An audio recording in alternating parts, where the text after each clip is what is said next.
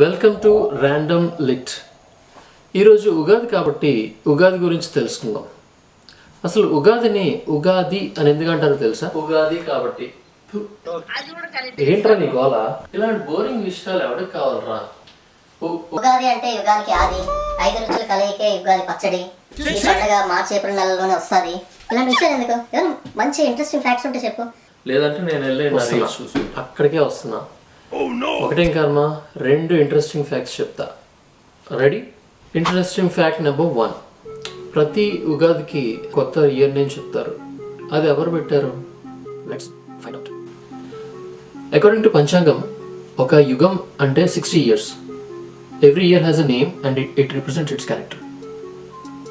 Every 60 years ఒక name cycle repeat అయ్యి and the name repeat in the next cycle. Example, the year name for 1954 is Jayanam Samvatsram and the same got repeated in 2014. Interesting fact number 2. Panchangam predictions correct కాదో అనేది debatable. కానీ ఇందాక చెప్పా కదా, every year has a name and it represents its character అని. అది మాత్రం rewind చేసి చూస్తే కరెక్ట్గా సరే. Year 2019, when COVID started for the first time in the world, what's the name of the year? Vikari నామ సంవత్సరం అంటే అనారోగ్యం కలిగించినది. రిలవెంట్. నెక్స్ట్, ఇయర్ 2020 సార్వారి నామ సంవత్సరం అంటే చీకటి. మనకు తెలుసు కోవిడ్ వల్ల ఎంత బ్యాడ్ అయిందో. అండ్ దెన్ ఇయర్ 2021 ప్లవనామ సంవత్సరం, ఒడ్డుకు చేర్చినది అంట. Again represents its character. After covid it's kind of ఒడ్డుకు చేర్చినది.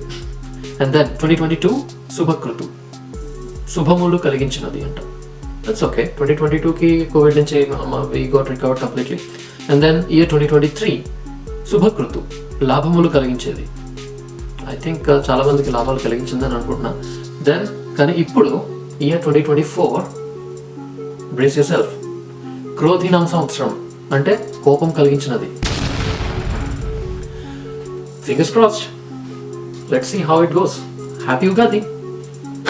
సో మా కాన్సెప్ట్ నచ్చినట్టయితే ప్లీజ్ సబ్స్క్రైబ్ చేసుకోండి. వాళ్ళకి నచ్చితే సబ్స్క్రైబ్ చేసుకుంటారు లేరా, మరి ఇదిగా చెప్పి అక్కర్లేదులే, అంతే కదండి.